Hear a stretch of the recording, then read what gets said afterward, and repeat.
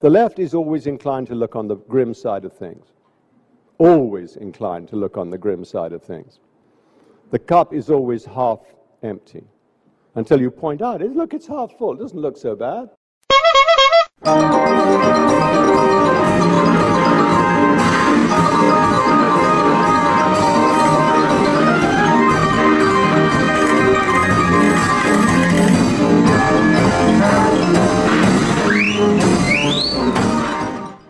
Welcome to Political Gingervitis, the crazy and zany podcast for progressives who need a laugh. I'm your hostess with the mostest, Andrew Stewart, and this week we're going to try to put a smile on your face and maybe a few thoughts in your head.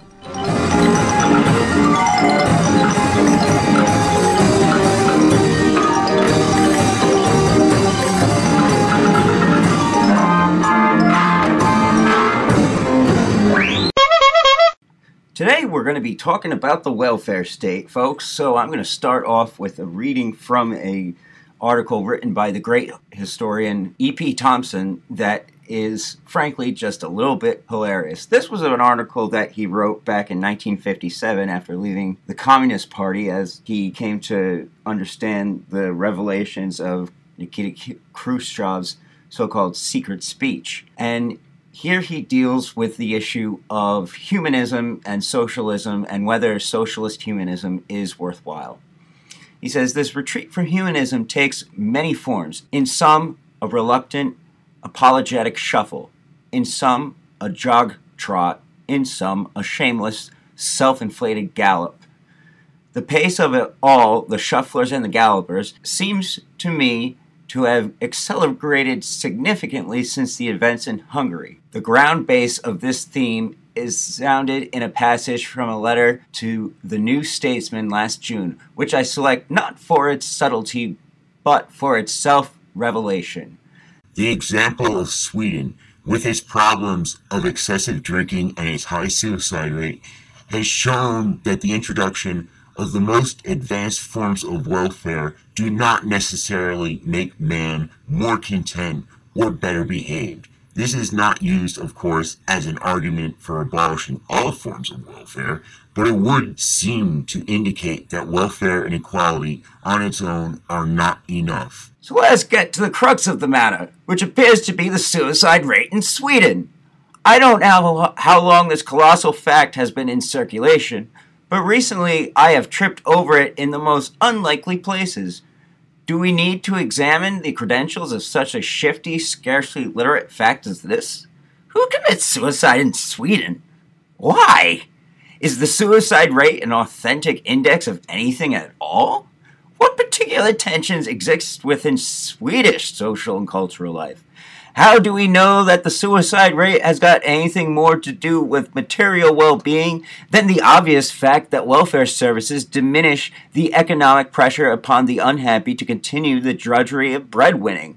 Might it not equally be related to some spiritual exhaustion within Swedish culture, a shamefaced, parasitic well-being purchased while half of Europe burned, a culture which has no heroic soil in which to take root? I don't know the answer, and neither do those who throw this fact into the anti-humanist balance. But until this fact passes some such examination, it is not a fact at all. It is a noise. The noise goes something like this. Sweden's welfare state, wealthy working class, social democracy equals gin and suicide. Welfare equals suicide. Wealthy working class equals suicide. Hydrogen bomb! First up, I have an interesting and informative interview with the great David Roediger. He is, of course, the author of the classic volume, The Wages of Whiteness, and has now recently published a volume titled Class, Race, and Marxism, which is available from Verso Books. I want to start off, Dr. Roediger, talking about this thing called the white working class, and first of all, whether if such a thing even exists. Great question. Most of my work has been trying to get people to take whiteness seriously and trying to get people to take the working class seriously, and that never showed up in national discourse, either of those things, very strongly.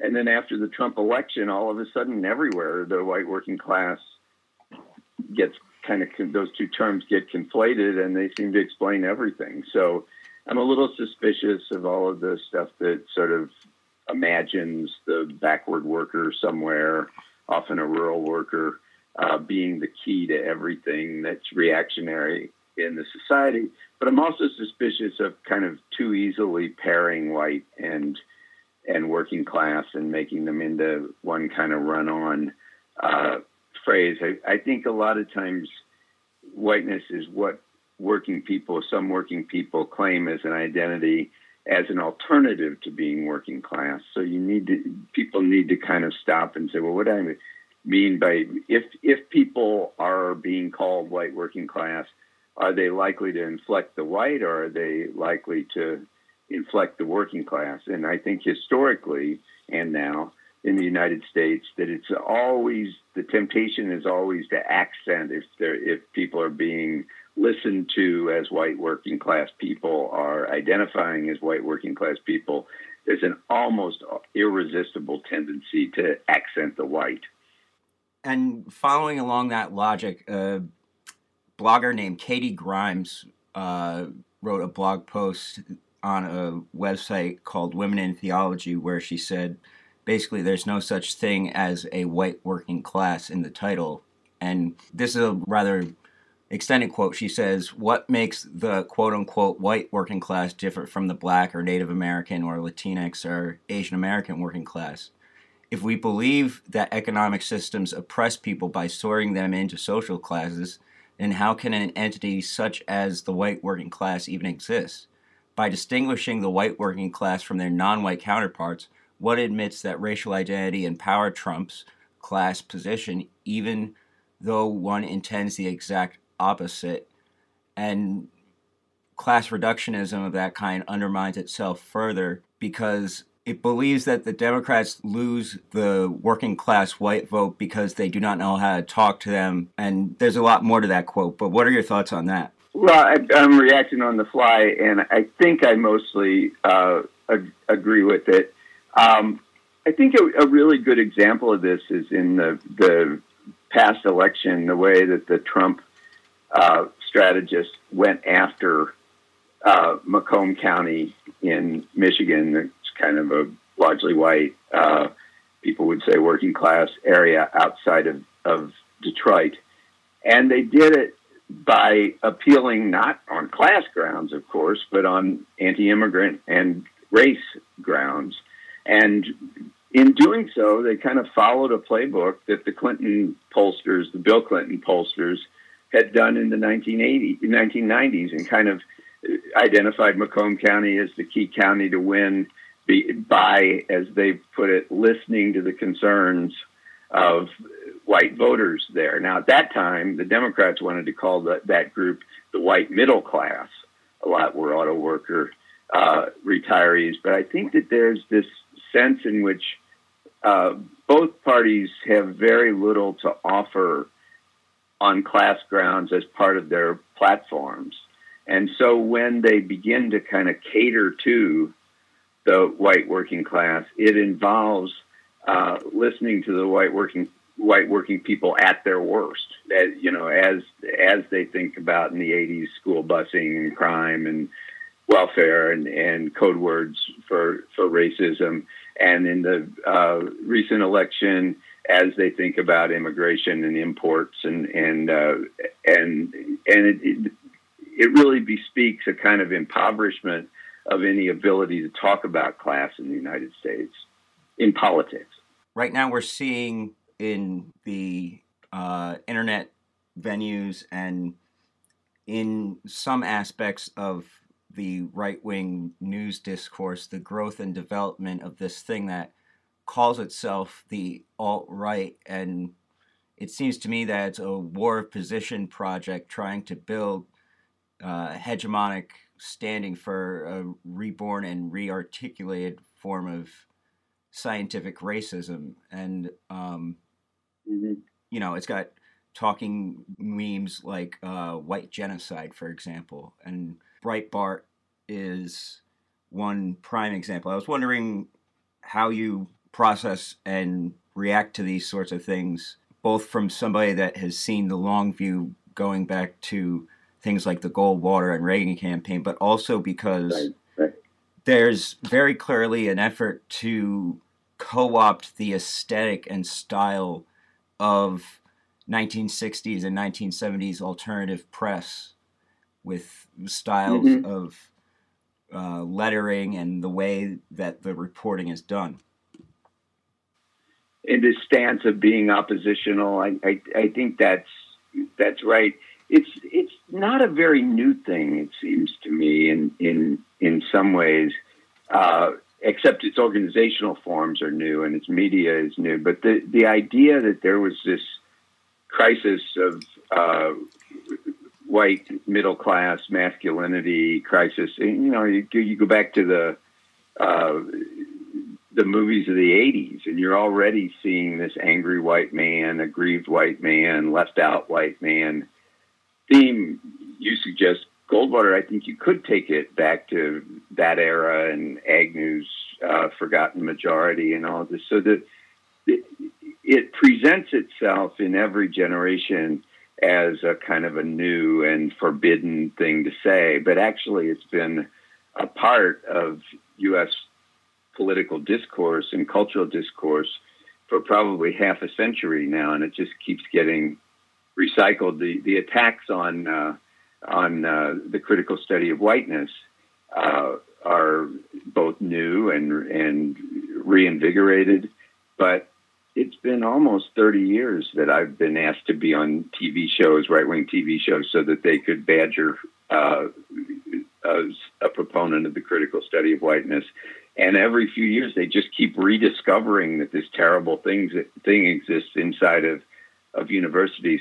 So I do think we should kind of think about it as both a nascent, a rising project, but also an old project that's been part of the kind of the flirtations of the Conservative Party, the conservative wing of the Republican Party, which is now all of the Republican Party.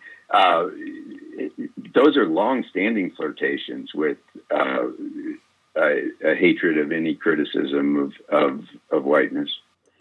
Okay. So where do you think we need to see or try to move institutions and social movements, be it labor, civic organizations, or churches, etc.? Where do we need to be pushing them so to relieve the pressures that otherwise are fostering the chauvinism that is stemming from these ideas? Yeah. Well, I think that, in any kind of a situation in which there's a threat of fascism, and we can, debate what exactly to call the formations around the Trump mobilization. But I think that one tendency of the left in that situation is to say, well, we have to unite the many to defeat the few. And I think that's right in a general sense. But I also think we need to be very bold, and we need to be willing to confront fascism where it does raise itself as a direct threat to people. But we also need to insist that whatever politics emerges from this doesn't just defeat Trump. I think the really important question, Trump will probably defeat himself and relatively soon. But the question is what comes after Trump. And, if it's on the Republican side, Mike Pence, and if it's on the Democratic side, some retooling of Clintonism where you listen to the white workers at their worst, that's not really a strategy to move forward. So I think in all of these institutions, and I'm particularly hopeful about the labor movement these days, that there might be some mild, at least, resurgence in the labor movement, that it has to be based on... The one thing Trump's not wrong about is that a lot of United States people are miserable and are aggrieved, and it certainly doesn't stop with whites. But it's true that a lot of people feel miserable in this society. And so we really need kind of broad and deep demands that address exactly that. Okay. So what do you think can or should be done to talk some sense into your middle-of-the-road Trump voter? Because there's a lot of sensationalism that tends to pigeonhole Trump voters in a fashion that doesn't admit there's a lot of people who are just very selfish and clearly apathetic to the nature of racism in America, but they're also not the proponents of what you see on Breitbart per se. Right. Yeah. I think that's a useful distinction to make, but it doesn't do then to kind of play into this narrative where I think the liberal narrative is to take people where they're at to the extent that you don't point out to them how counterproductive and terrible their ideas are. Even the implications of those ideas for their own lives are terrible. So I think that, one tendency is to say, well, let's just not talk about white supremacy. Let's talk about all of the things that unite people. So free college education, maybe you can win people to the fight for 15 as a kind of a unifying demand. And I think that when you do that to the extent that you put aside white supremacy, you kind of never get to have the conversations that need to be had with working people. I used to teach UAW and steelworkers summer schools a lot, sometimes for the unions, often for caucuses within the union. And I'd go in and I'd ask, why would anybody want to be a white worker? What is it that makes people pair those two words and sometimes call themselves white workers? And the groups were, maybe 25% workers of color, 75% white. And immediately when I'd raise that question, I always did it right at the beginning, the white workers would chime in and they'd say, well, you can live wherever you want to and you can get a home loan and your kids go to decent schools. And if it was the UAW, they'd say you can get a job in the skilled trades at that time. We're still mostly closed to people of color. And what I took from that was that white average people, working people, do know what the material bases of white supremacy are. And so it's no good to just kind of imagine that they have a reasonable position that hasn't been heard.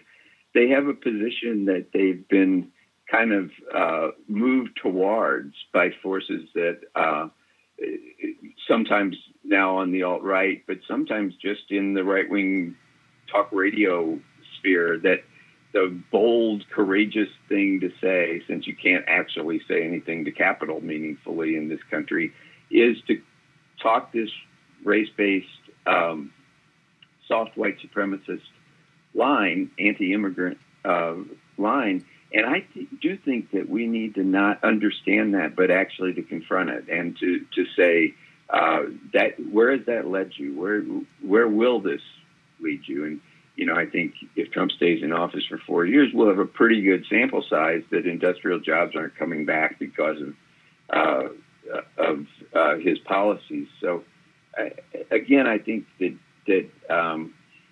the kind of politics that just says let's unite on what we can unite and kind of leave these touchy cultural issues to the side is not going to get us very far. I live in Kansas, and so a fair number of Trump supporters are single-issue voters, either around guns or are opposition to abortion. And so, you can't leave the cultural issues aside. You'll never win them unless you win them in part on I call it the talking through the cultural issues that they've decided are the most important things in their political lives. Okay. So in your recent book, which is a fantastic one, Class, Race, and Marxism, you have a chapter titled Removing Indians, Managing Slaves, and Justifying Slavery, the Case for Intersectionality. And I was wondering if you could explain your perspective on intersectionality, because venues like Black Agenda Report recently have been having a very rich conversation around that topic. Yeah. Well, I'm a proponent of intersectionality in the very simple sense that I think that people's identities are formed multiply, and that we have to. I just got back from South Africa, and while I was there remembering conversations I had there in the early '90s with militants who would say the way to non-racialism is through race. So they were class-based militants who wanted to think about the intersection of race and class, and to say we need to find a language to talk about these two things at once. Well, it turns out it's not only two things, and maybe intersection's not the best metaphor. Maybe it sounds like, you wake up and you have a class identity, and then you run into something else, and at the intersection you have a race and class identity, and then in the afternoon maybe gender enters, and it's really more a simultaneous process than that. But I think we need to try to understand the various ways in which the intersections of race, class, gender, sexuality shape people in an ongoing sort of way. So while we would say there's not a white working class separate from the working class, are evading its place in the working class if it chooses to call itself white. We'd also say that it makes a difference to be a Latinx worker in this society. It makes a difference to be an indigenous worker, an indigenous woman worker, an indigenous queer woman worker. That all makes a difference. The little chapter that you're talking about was a historical chapter in which Zach Sell, who you may have met, he lives there in Providence now, a former student of mine, is really trying to think through the fact that settlement and slavery went together in the United States. So the whole story of settler colonialism in the United States and the story of racial slavery in the United States were practiced in the same places at the same time, mostly. And so when you begin to get that story, those two stories told as one story, the importance of white property-owning masculinity to U.S. history, which white property-owning masculinity is exactly an intersectional ideology, that becomes clear when you begin to think not of a history of slavery and then over there some other place is a history of dispossession of native people, but they're actually the same history practiced by the same people, the same oppressors at the same time. And that kind of, to me, says, oh yeah, there's something to white property owning masculinity that makes it necessary for us to be able to sometimes disaggregate those things, but also sometimes see them as intersecting. Okay. So it's very clear that in places like Appalachia and the hinterlands throughout this country, Euro-Americans are seeing their wages of whiteness come up short. And I was wondering if you had any further thoughts on that, because since 2008, it's not equivalent in any sense to what people of color or women are facing, but there is this austerity being taken out on them also.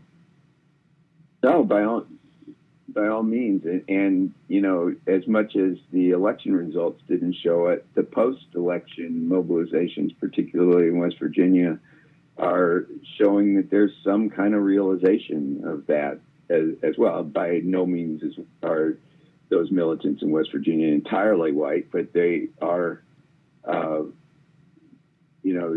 aggrieved people who happen to be white. They're not aggrieved. They're not agree because they are white, but some people in West Virginia might come to believe that. But so I think that it's totally necessary, and always has been necessary, to have them be part of the conversation.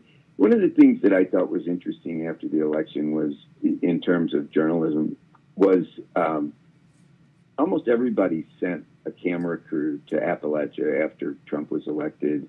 And they'd find, often they went to Hazard County in the great mine wars areas of Kentucky, and they'd find a poor person who was going to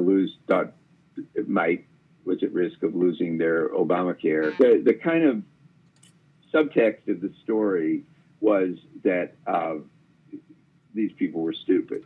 You know, they voted for Trump, so it was a Trump voter who's now going to lose their health care. And a little bit of me wanted to say, well, but also the Obamacare wasn't single payer, wasn't socialized medicine, wasn't anywhere near perfect, wasn't available to all poor people. So, you know, there was this story that was wanting to be told that was about the stupidity of rural poor people. But then there was also a story that wasn't being told about the inadequacy of any kind of response within the Democratic Party to create something of a welfare state that was compelling enough that people would be sure that they needed to defend it and needed to vote for it, and wouldn't be taken in by a Trump. So I think that those are going to be really, really interesting areas to look at as we move forward. I think that, in my fondest hopes, I think that those might be areas where teachers reinvent the strike in the United States.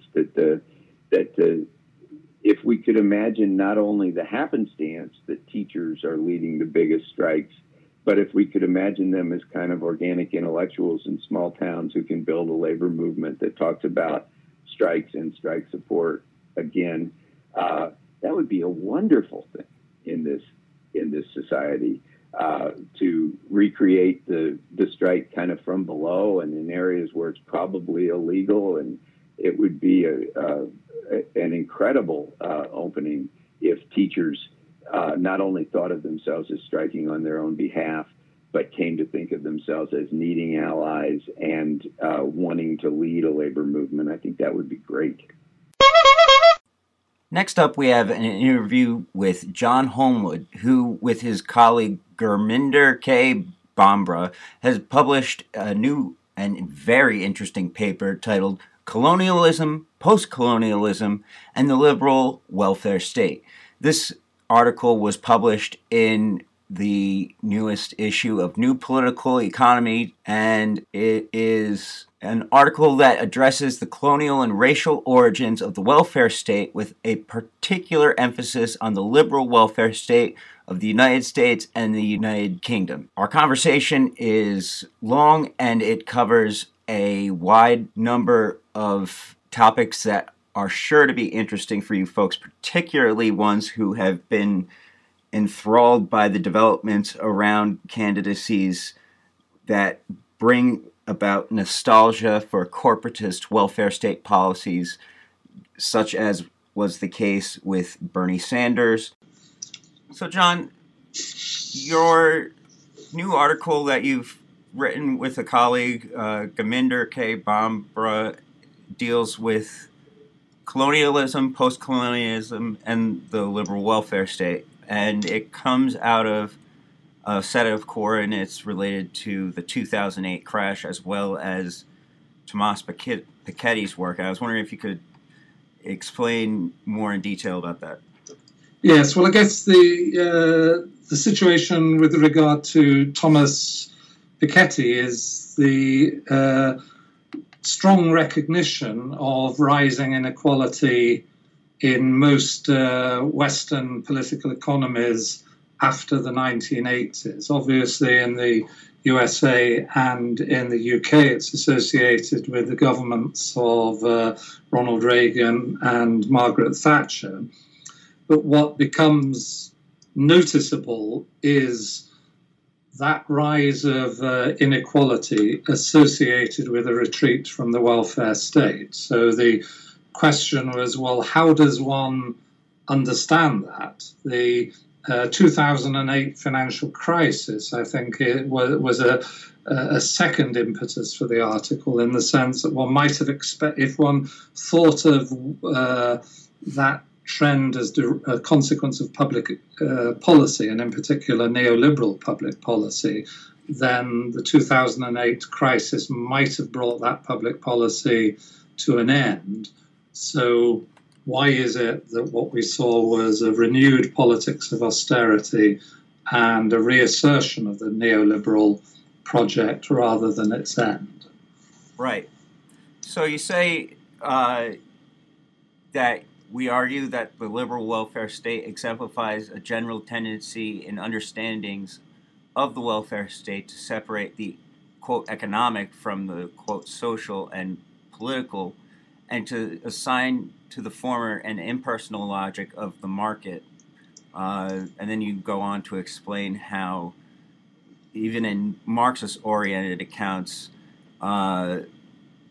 markets and the logic of them, as well as commodification, are neutralized, and you want to racialize them and add that lens.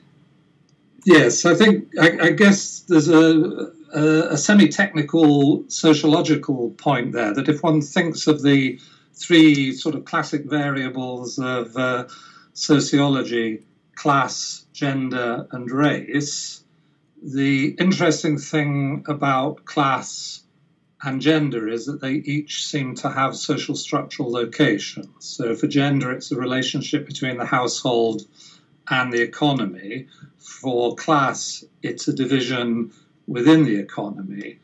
And therefore, race appears to be a secondary characteristic, which is always, in a sense, being displaced by the supposed centrality of class, so that race comes to be understood not social structurally, but as culturally or socially, in the sense of deriving from attitudes. So what we were trying to do was say, well, how do we locate race within the understanding of class, so that rather than saying, well, you have class and then you have race separately, not that it's an intersectional thing, but there's something fundamental about the way in which we think of class, which shows that it is racialized at the moment, if you like, of its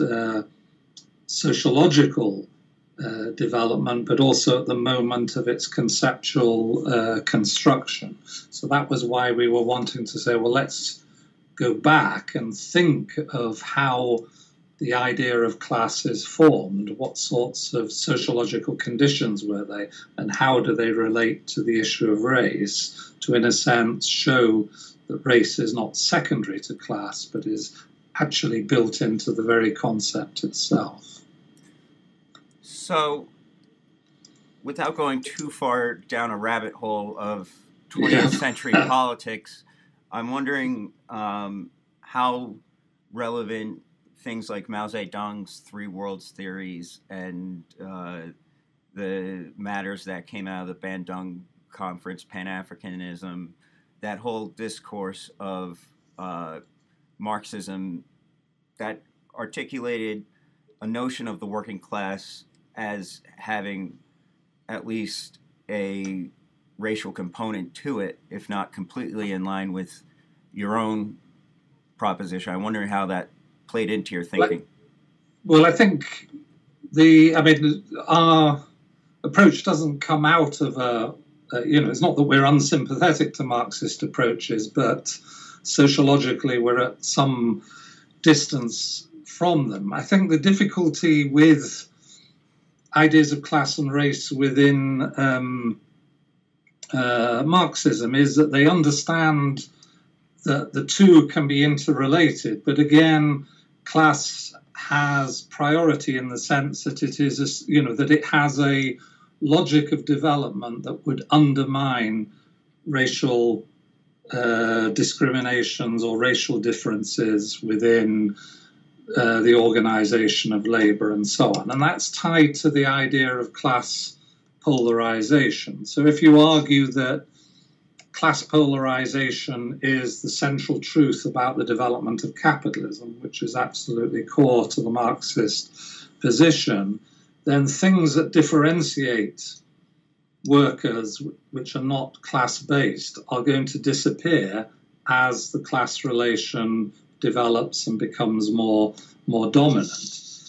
However, if you think that polarization isn't the truth of capitalist development, and that's where we come in from a sociological perspective, then so long as there is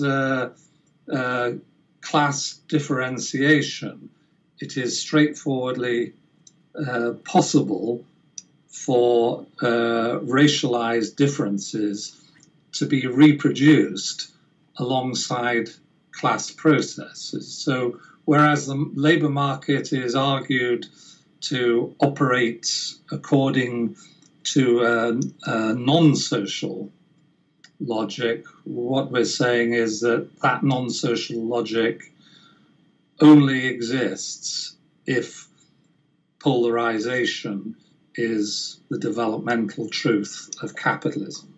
And that seems to be, substantially false. So obviously, people have recognized the connections between colonialism and capitalism, but they've tended to think of colonialism as having separate political origins, which are to some extent separate from the logic of capitalism itself, which will gradually transform colonial relations and so on.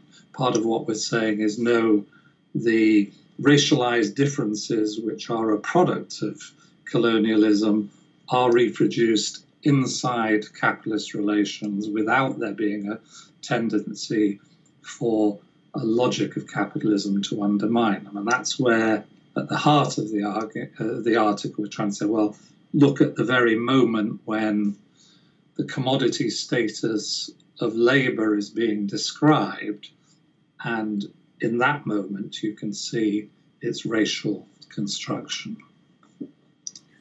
Okay.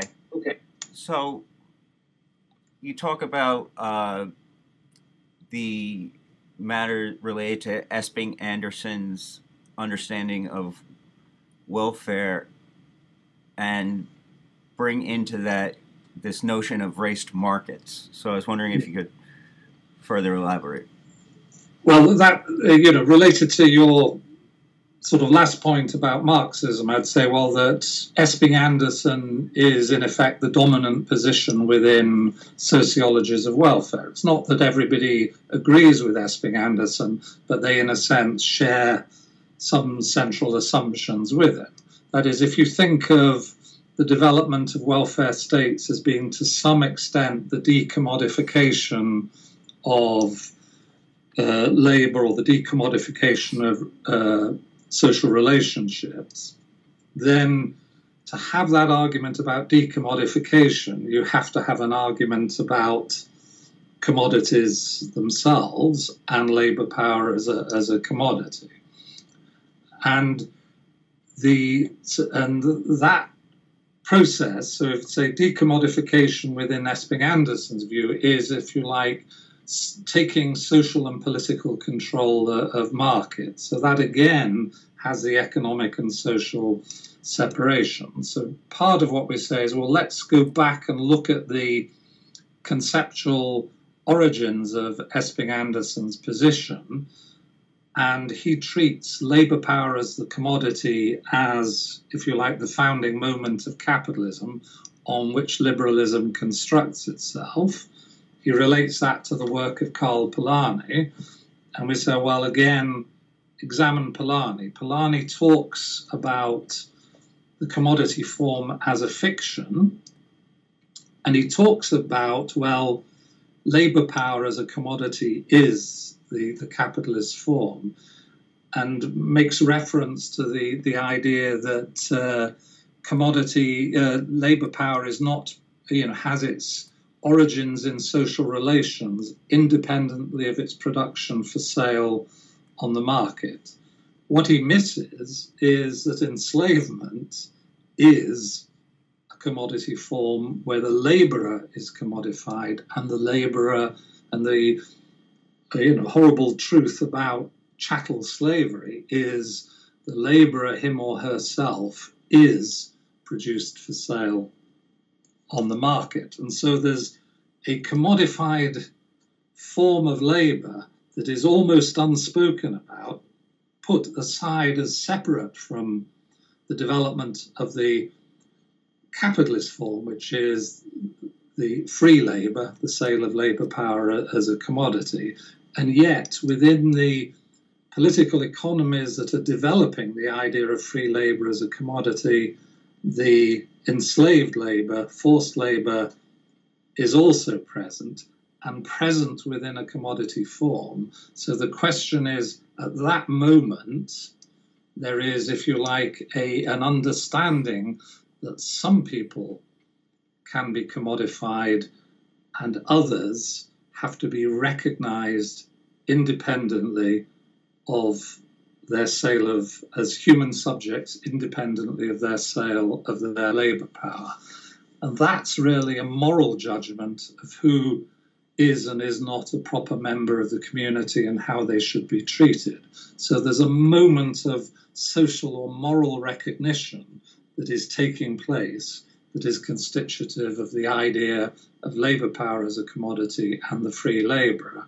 And that debate takes place in the context of forced labor. And that's why I say, well, if you're going to treat labor power as a commodity as the founding moment, if you like, of the economic logic of capitalism, its logic is a moral logic, a racialized logic of recognition and non-recognition.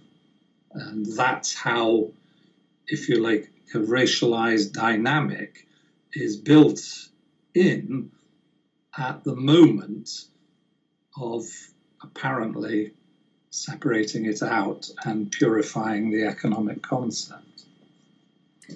So in the United States, we've seen in the past couple of years dialogue that has developed around the role of W.E.B. Du Bois in the formation of sociology as a discipline, and also his work, particularly such as Black Reconstruction in America, and his notion of the wages of whiteness as part of the dialogue. I was wondering if you had any thoughts relating that. Yeah, yes, absolutely. Very sort of sympathetic to that kind of approach. And it's very interesting that African American thought in the United States actually has a kind of sympathy with a Marxist analysis, as Du Bois does. And it has that sympathy because it sees within the class analysis a form of universalism. That is, class can deliver unity across a racial line. So the wages of whiteness could be changed by the process of capitalism if class polarization takes place. So one of the features of African American thought from Du Bois onwards is looking and calling out to class as an organizing concept beyond whiteness and beyond racial difference, if you like. And that's, I think, very interesting sociologically and politically, because it occurs in the context where white sociologists or white social theorists think, insofar as they are progressively oriented, they think, as Myrdal did, of the American creed, that the values of America are values of equality. What African American thought recognizes is those values are the values that organize racialized difference. They're not the values that will dissolve them. So they look to class to dissolve them. And part of there's a sort of footnote in the article which probably doesn't do as much justice to somebody who I think is a great sort of figure of African American sociology, Abraham Harris, who initially starts from that position and then comes to, through an analysis of Marx's writings, that in fact differentiation of rather than polarization is what capitalism produces. And as soon as you have differentiation rather than polarization as your understanding of capitalism, you can't call out to class as the basis of unifying white and non-white workers. And so the wages of whiteness suddenly take on a different kind of political reality once African American sociologists and social thinkers start to understand class differently. And I think Abraham Harris is the first person, to set that out in the 1930s. So, part of what we're trying to say is, well, the interesting thing is then, in the American context, follow through the argument about the American creed, if you like. And if you say, well, what people were expecting as the outcome of the civil rights movement, those who believed in the American creed, the sociologist Talcott Parsons, for example, thought that this was a process of overcoming. The civil rights movement would be the successful overcoming of racial difference, and Parsons spoke about the full integration of the American Negro under that creed.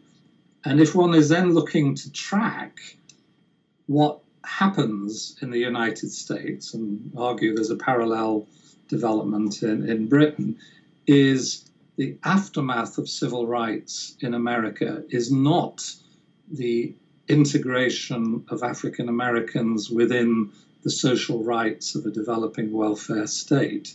It's the beginning of the unpicking of the welfare state itself. So it's the beginning of the removal of social rights under neoliberalism. So again, that's why we're making the argument to look at the implicit racialized character of neoliberal discourse, that it's the extension of social rights under the principle of equality to people who were previously excluded that actually starts the process of undermining the welfare state itself. And so that's where we're trying to go with the article, to suggest that the aftermath of the end of empire for Britain and for other European welfare states occurs at a moment when a political choice had to be made, whether to include within social rights across racial and ethnic divides, or to undermine social rights in order to avoid that kind of inclusion. And that's where we're trying to take the argument. And so that some people have said, well, the reason why the welfare state has declined in Europe, they kind of take it for granted in the United States, is because with immigration there's a reduction of the solidarity necessary to maintain the welfare state. And what we're trying to argue is, well, immigration should be counted as people who are migrants to Britain are members of the political community that was the empire.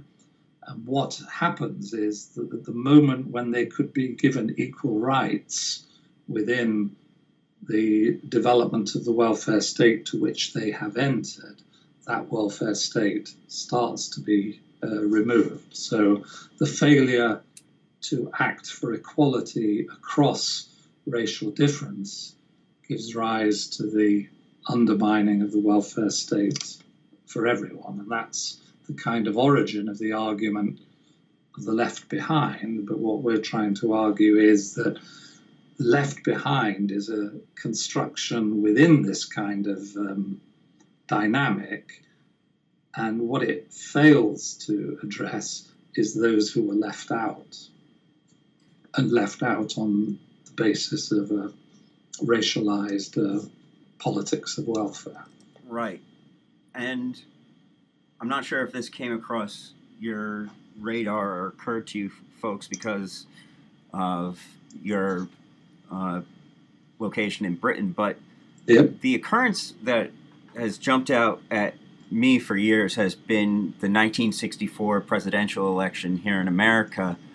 I was wondering if you were familiar with what was going on with that, with Barry Goldwater as opposed to Lyndon Johnson. Yes, I mean, we probably weren't thinking about it when we sort of wrote the article, but subsequently, and in terms of thinking, other kind of work, thinking about how sociology was constructed in that period, have come to think that there's remarkable similarities between the 1964 election and the build-up to the election of Donald Trump, and so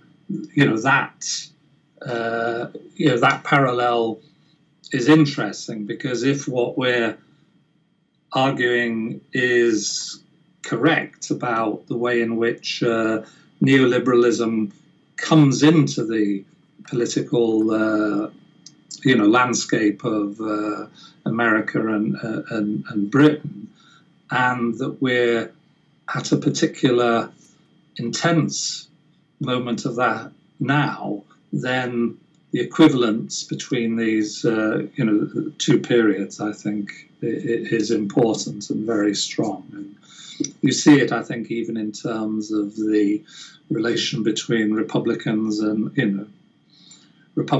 Democrats, who the Democrat, I think it's, you'll have to forgive me for not having American electoral details at my fingertips, but you can see, Hubert Humphrey as a figure similar to Hillary Clinton, and that kind of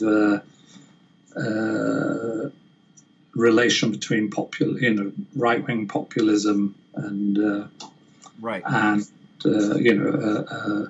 Democratic Party that appears to be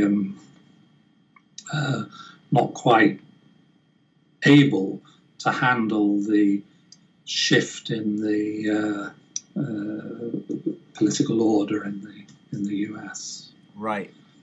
So that provides an interesting segue, because Rick Perlstein's book about the Goldwater campaign in the 63-64 election features Barry Goldwater with a shotgun cocked and from his hip, pointing up. He's wearing a cowboy hat and Levi jeans, which is clearly meant to invoke his notions of being a cowboy and his rugged individualist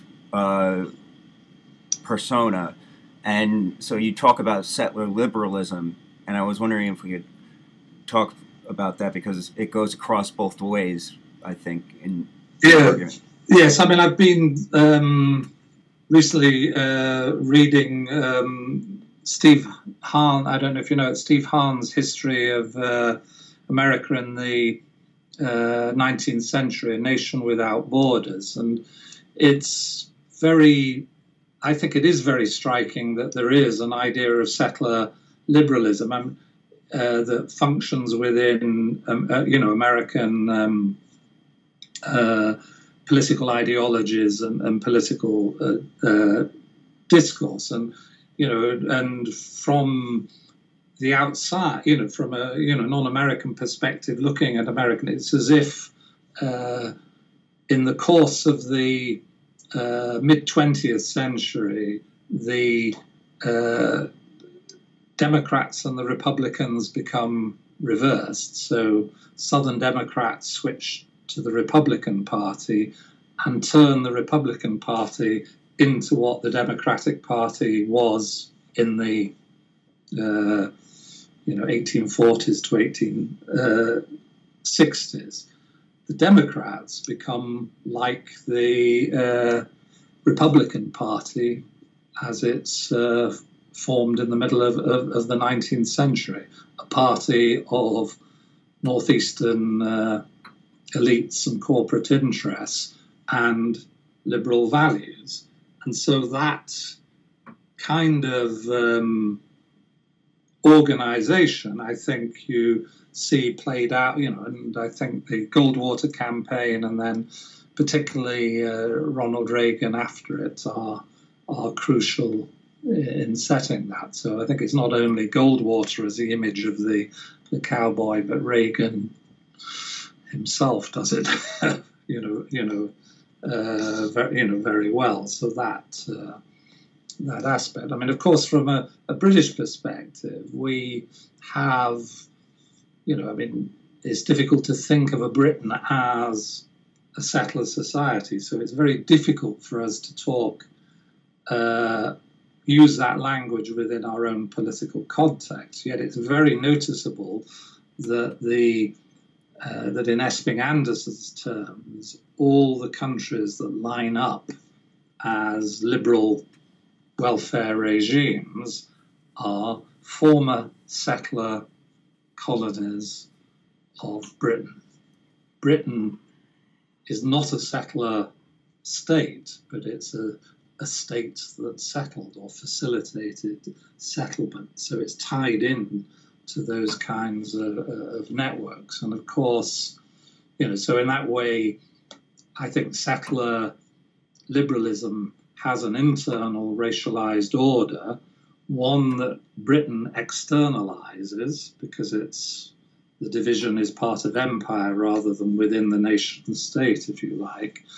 But after empire, with migration, when migration shifts from being from Britain to being to Britain, then that racial distinctions, which are part of the settler experience, become organized with it, become part of British political discourse, and that happens more or less the same time. So if you say, well, who's the equivalent Barry Goldwater figure in Britain, I would say Enoch Powell.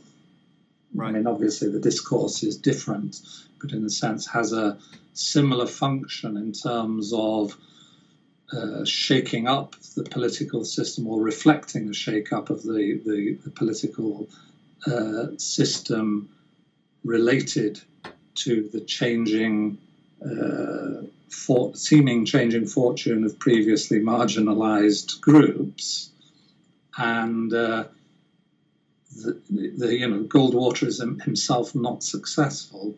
Enoch Powell is himself not successful, but what they stand for come to be gradually embedded within subsequent sort of politics. And that's an interesting side note. Another one of these former British colonies that becomes a vibrant welfare state before following the tides of neoliberalism is Israel-Palestine. Yeah. And I find that might prove useful at some point of analysis. But from there, I was wondering if you could discuss the neoliberal retrenchment that you talk at the end of that settler colonialism section.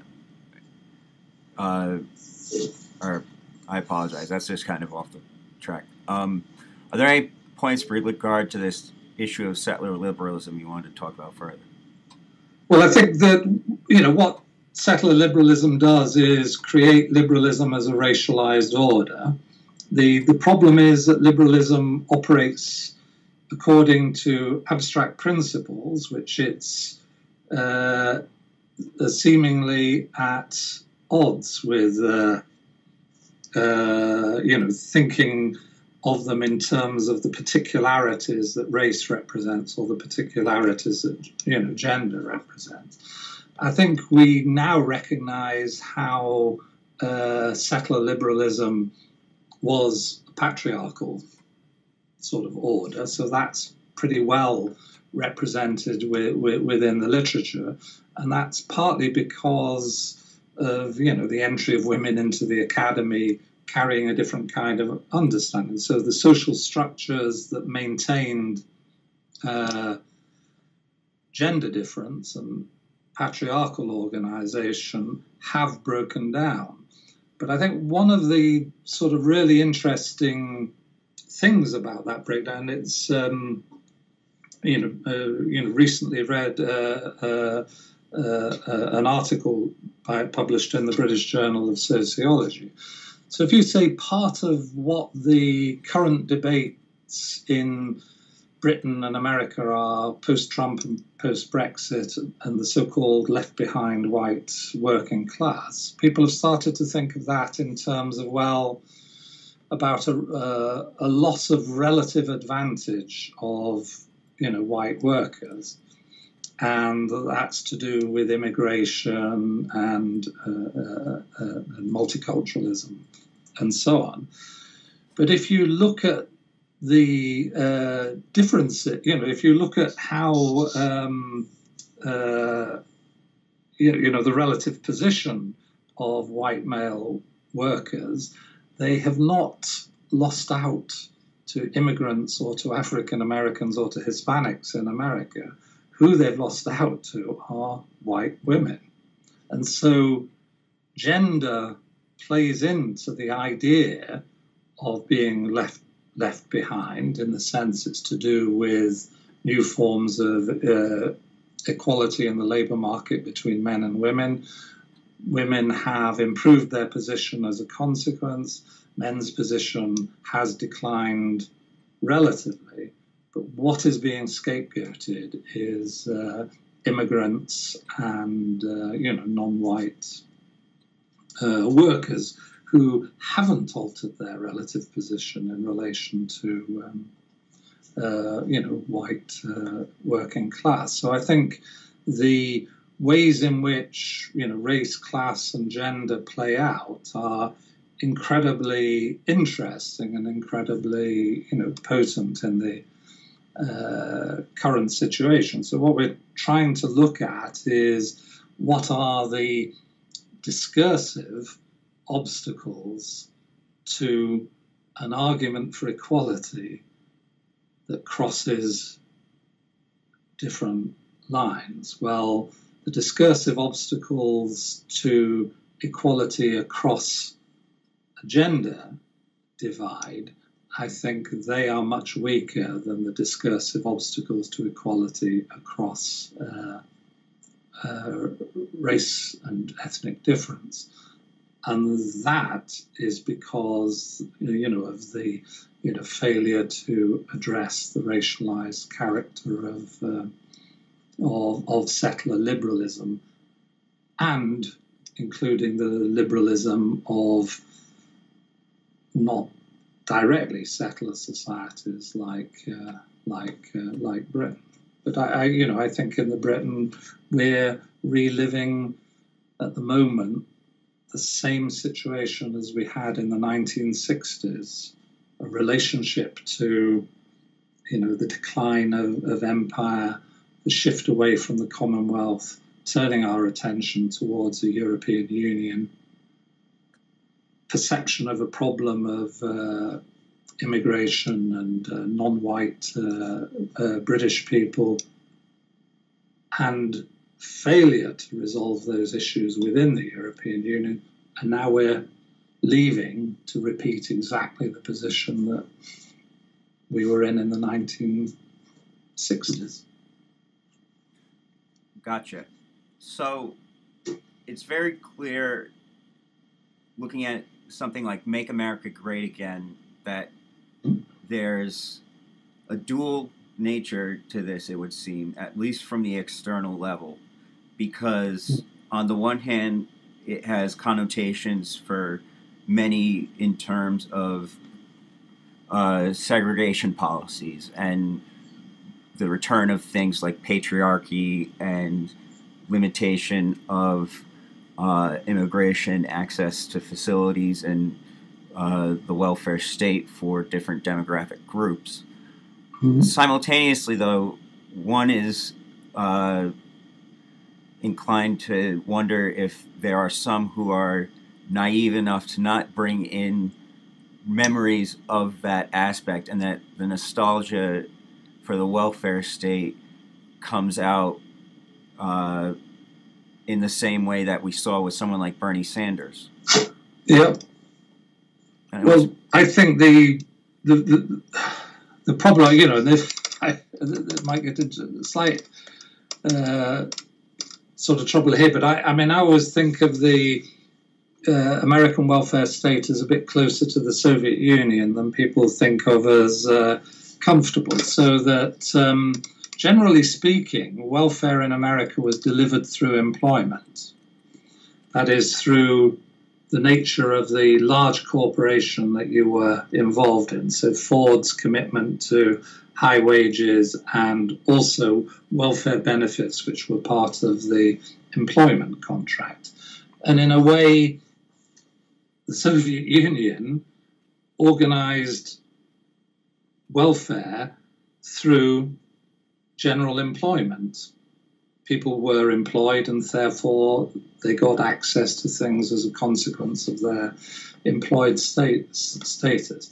If something happens to employment, there is, in a sense, no kind of safety net. And if your employment is divided, as American employment was, between primary and secondary labour markets, with the primary labour market dominated by white workers, the access both to favourable jobs and the expanded employment contract that those jobs involved was a kind of restricted welfare.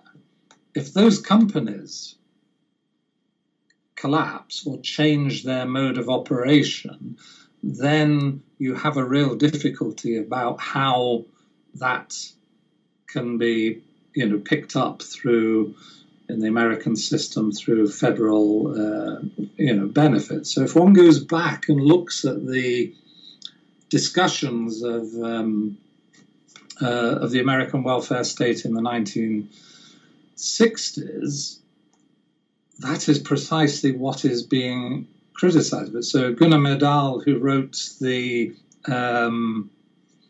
the American Dilemma and wrote about the problem of race, also addressed the American welfare state in a book in 1964, I think it was called The Challenge to Affluence, in which he predicted an underclass in America, but he argued the underclass was a consequence of the failure to move from welfare delivered through the employment contract to welfare delivered by a welfare state properly understood.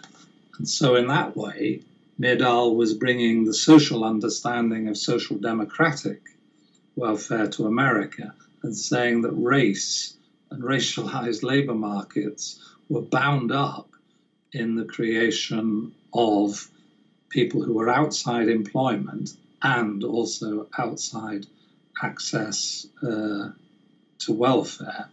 And that argument, you know, in a sense, his statement, well, the problem is the failure in America to extend the welfare state.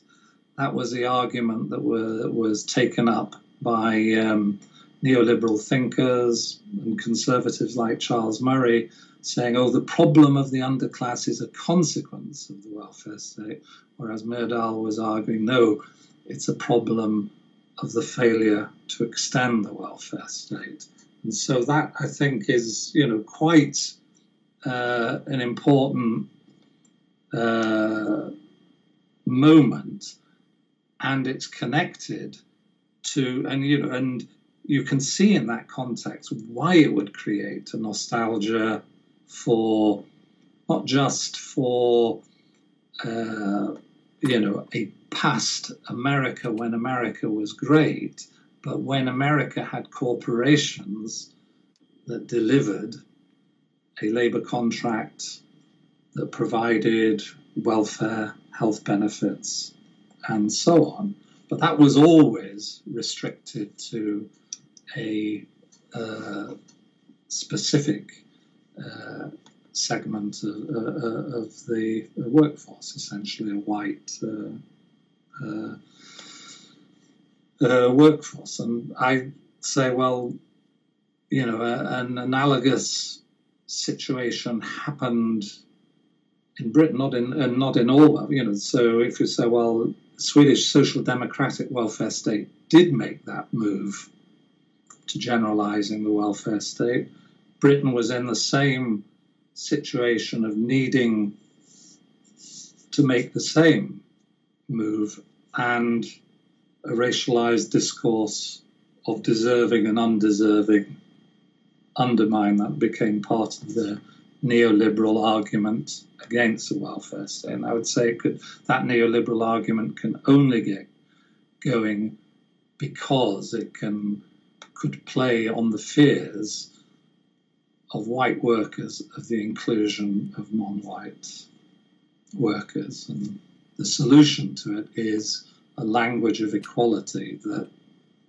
goes beyond that racialized division. And for us, that means understanding how colonialism and its languages affect the way we think about politics today, have had lasting effects.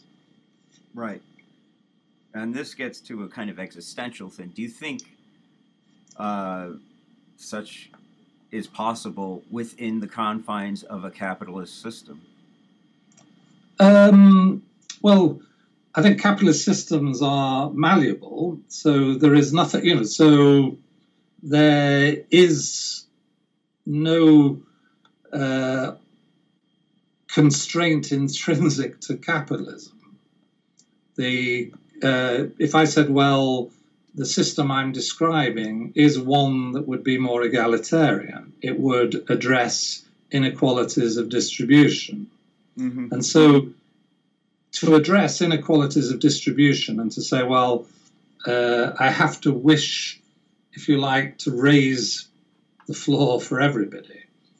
As soon as I say, well, I think only one group deserves to have the floor raised and the rest should be left behind, what you're creating, or left out, I think would be the better way of putting it, what you're creating is a situation in which your advantage depends upon the disadvantage of others. And that's a really problematic distinction to maintain within a political community. So you have to have a language within that political community to exclude some from it. And that's what I think populism does. So for me, there's no accident that populism and neoliberalism come together, because what populism does is create the possibility to speak of the people as a general category of those who deserve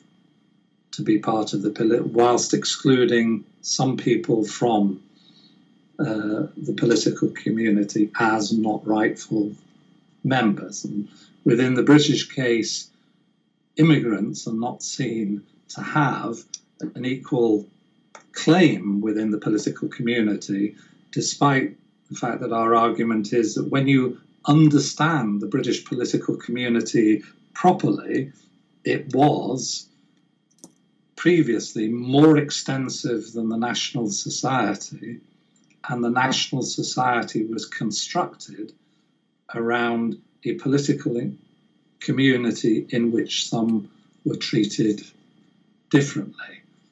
They are now within the geographical boundaries of the reduced nation state. And the question is, can the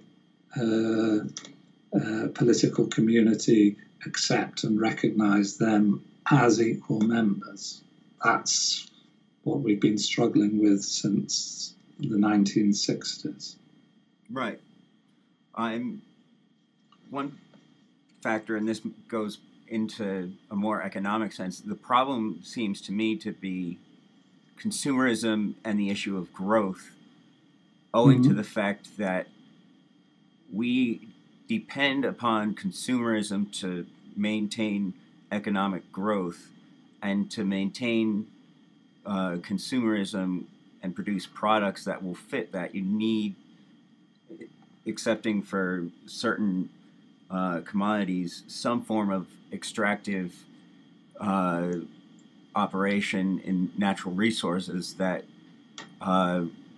almost seems to require a colonialism, or at least an imperial footprint that's maintained by extractive industries, if not enforced by gendarmes from the mother country, so to say. Yes, I mean, obviously there are things going on that, represent, the will to appropriate, if one would put it that way, and the will to appropriate notwithstanding the distributive consequences of the political consequences.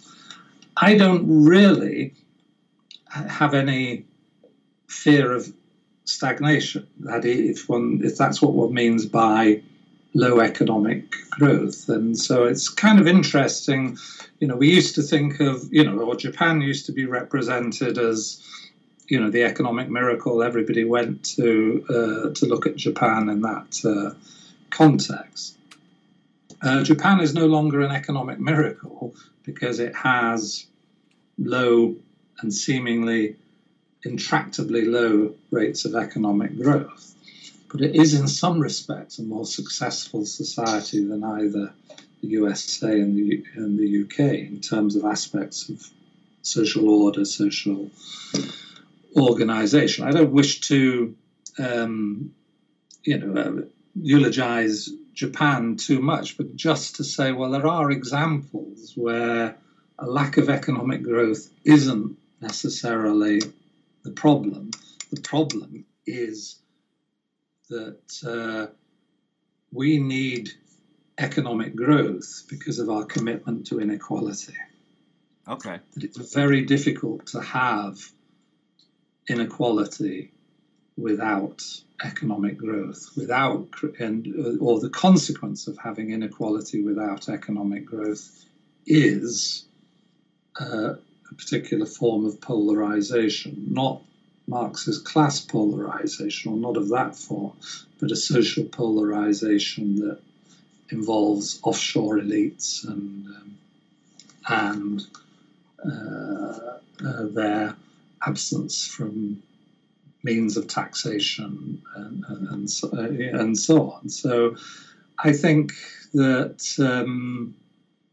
we can have relatively stable, low-growth societies, but if we are to have relatively stable, low-growth societies, they need to be societies that address inequality and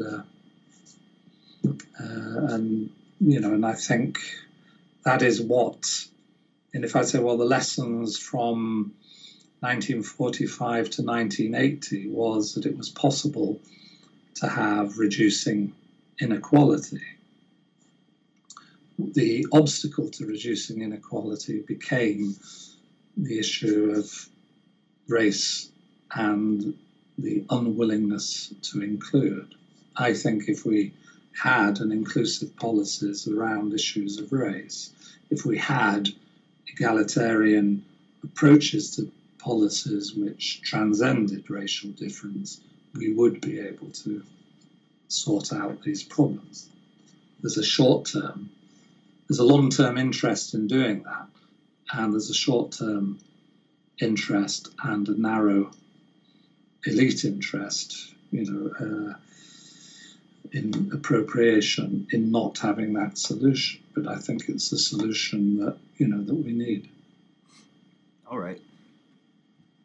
are there any points you'd like to bring up in regards to the fact that we are seeing, at least in America, a very significant rebirth of black, brown, radical politics under the banner of Black Lives Matter, the movement for Black Lives, the opposition to Trump's immigration policies and things like raids by our immigration and customs enforcement services.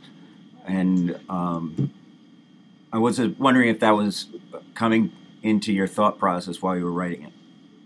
Well, in a sense, it came in before writing it. It was in the US in 2014-15 on a sort of period of study leave, and it, coincided with, it's the 50-year anniversary of the Voting Rights Act and so on. So, and there'd obviously been quite a lot of preparation of celebrations of that 50 years of civil rights.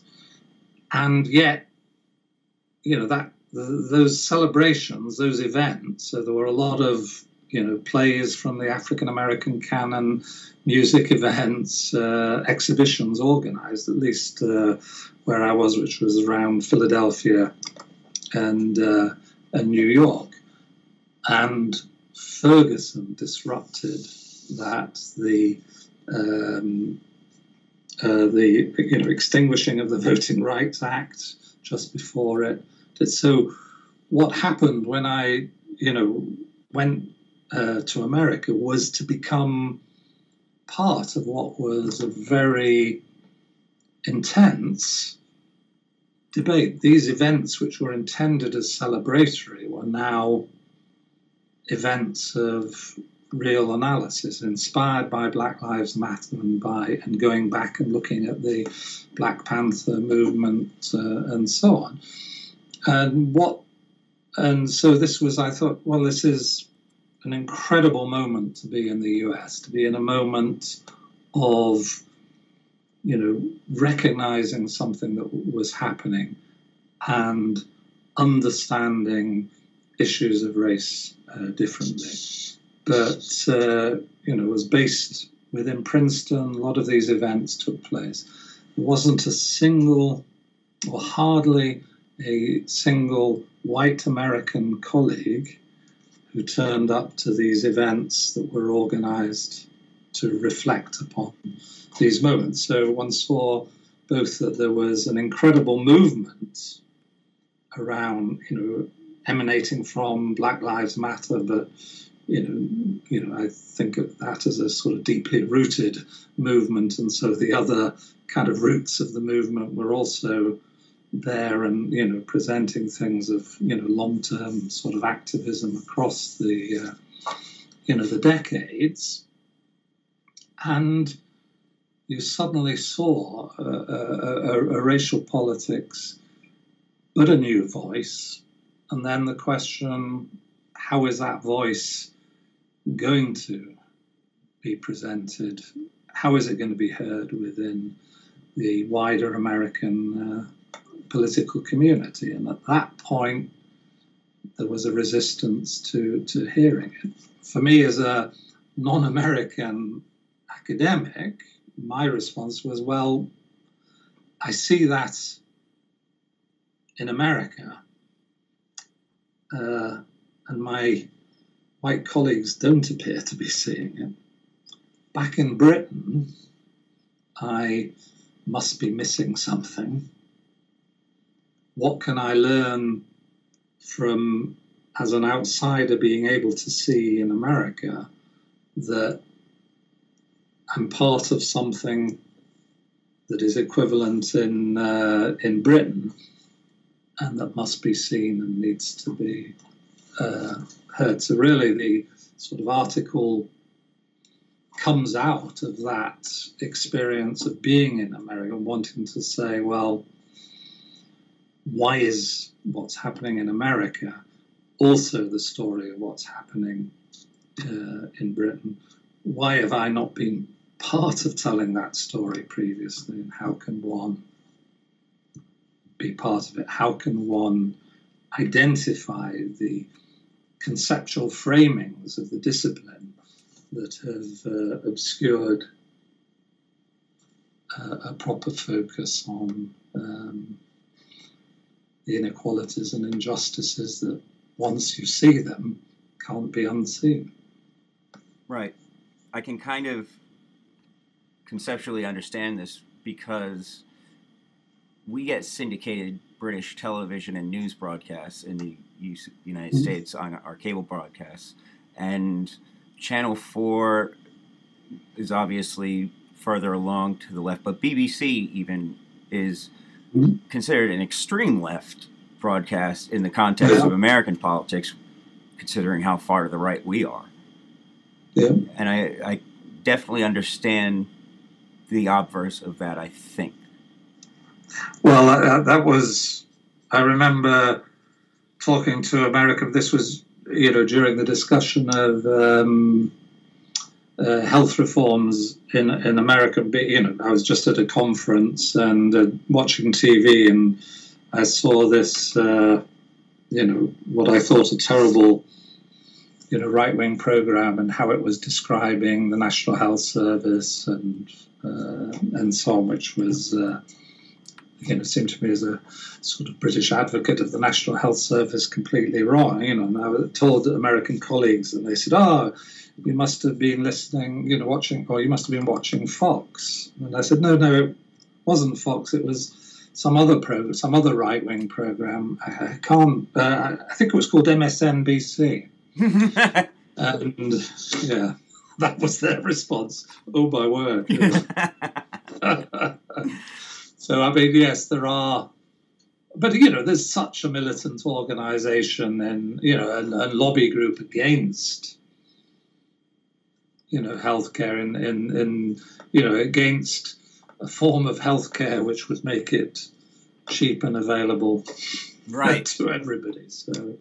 Right. I mean, there are things that are wrong with the National Health Service, but the things that are wrong with it are a lack of investment in it. But it delivers better outcomes than American healthcare for the population in general at a far lower cost. Right. I just think it ought to be a higher cost for even better outcomes. So pertinent to this is something I've had pointed out to me previously. We don't call Medicare and Medicaid Johnson Care. We call but we call it the Affordable Care Act Obamacare. Yeah. And there's clearly a racialized aspect to it. And it strikes me as that's pertinent to what you're dealing with in this paper. Yeah, I think it's directly an issue of who is seen to be deserving and undeserving of inclusion with the provisions made by the political community. It's called Obamacare to mark the fact that it extends rights and insurance to non-white Americans, and I think a proportion of the population can be mobilized around the idea that they don't deserve inclusion in the insurance arrangements that they would regard as their right. Right. So,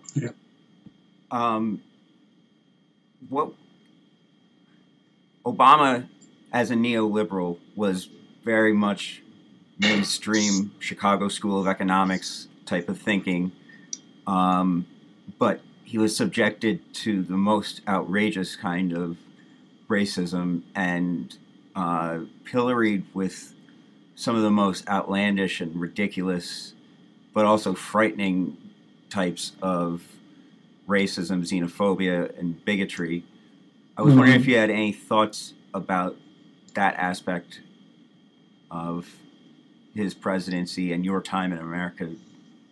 I mean, I share the view of the Obama presidency that I think a lot of British people would have. His faults are the faults of the American political system. That is, it would be difficult for him to have deviated too far from what he was doing.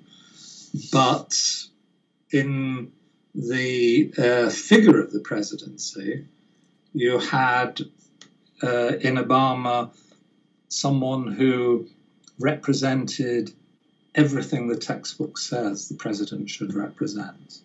That is, he was your president that acted the most presidentially. He believed in bipartisanship, which is what presidents are supposed to be. He believed in the idea of, he believed in a sense in the charisma of office and how the president should govern for America.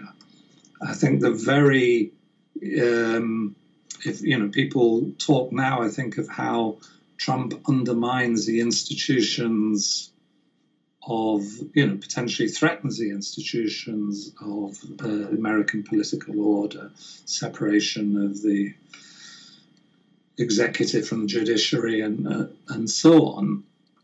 I think that attack on the institutions began with the attack on Obama, because it was not possible to argue against Obama without challenging the office of the presidency itself. And now you have a president who in no way deserves the charisma of office. So the office is, in a sense, losing its very status within the American political imaginary.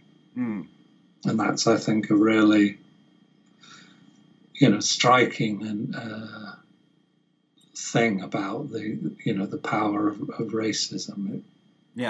Such that the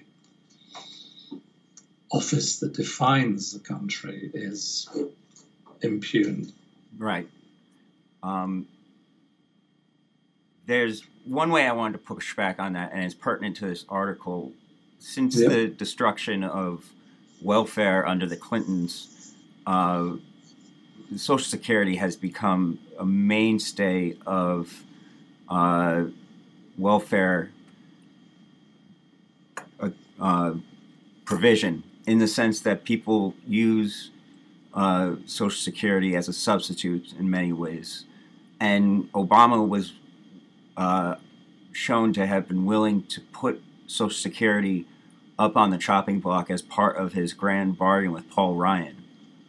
Yeah. And I'm wondering what you think about that.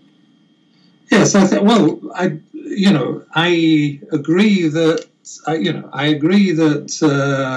Obama was pushed and held to the right, and maybe he didn't have, particularly progressive economic views in the first place. But I mean, he's coming into office at a particular time. I mean, the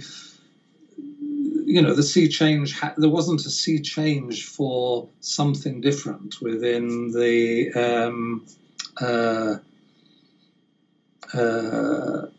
American public. So if one makes the parallel with, you could say, well, Blair and New Labour were the same as Obama. Really? Yes, I think so. Both, so the standard account of, New Labour is a neoliberal shift. Right. So if you think of Jeremy Corbyn as our Sanders figure, that's how Corbynism, or the movement around Corbyn, is represented as a pushback against neoliberalism within the Labour Party. Okay. And so I think there are, directly, analogies in that situation. But the one thing to be said is, yes, I'm critical of neoliberalism under Clinton and Obama, critical of neoliberalism under Blair, but the consequences of full-on conservative neoliberal governments, under in either America or the UK is extraordinary. Child poverty in Britain has risen dramatically in the last 5 years. It fell during New Labour with neoliberal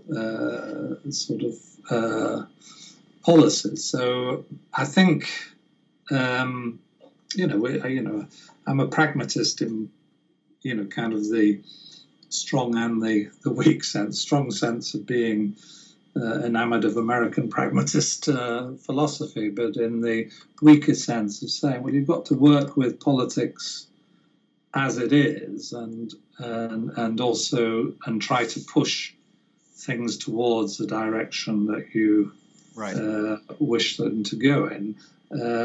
People criticised Obama's bipartisan approach, but I'm not sure he would have been successful with a more partisan approach.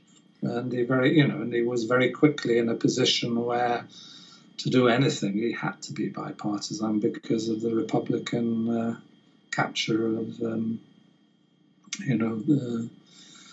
Congress and Senate. That's fascinating that you have those views, because a lot of left-wing critics of Obama equate his rise with Roosevelt, Franklin Roosevelt, and emphasize that basically the mandate of a generation equivalent to when Roosevelt rolled out the relief for the Great Depression was lost.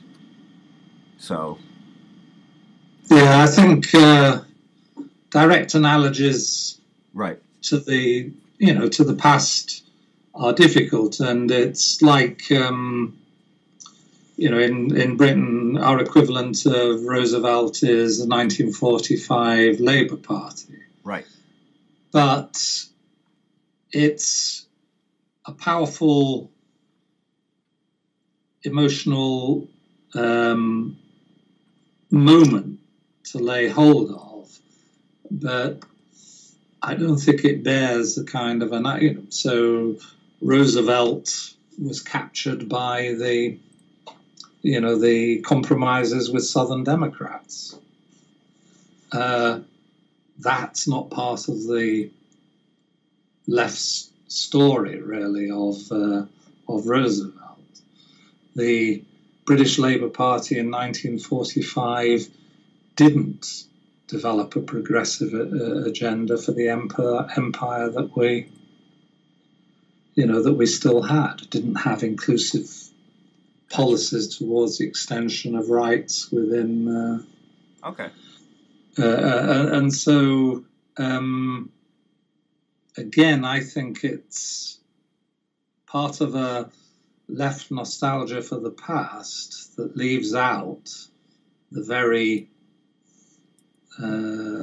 groups who need to be the groups on which we build the present. I'm sure you wouldn't find within Black Lives Matter or any of the groups around that a nostalgia for the Roosevelt period. Oh, certainly.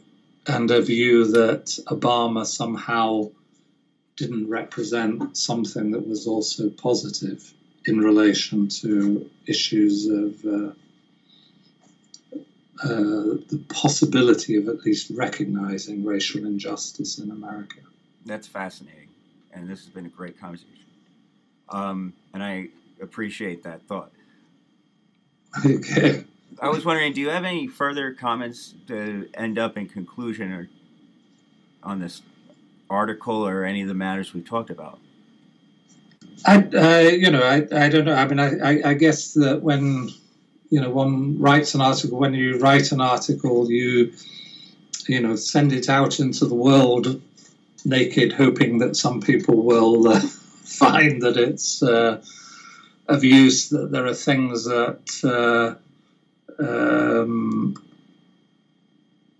change their minds about things. There are things that they think differently about as a consequence. I don't think writing something is about generating agreement, but about getting people to recognize the importance of issues and thinking of the ways in which those issues should be addressed. So by, if you like, from within the context of British sociology, a full frontal critique of the concept of class is not seen as a particularly positive or left-oriented thing to do. And that, in a way, part of what we're arguing is that in some ways represents the history of recognition recognition of membership in the political community by others, and that is just wait before you make your demands.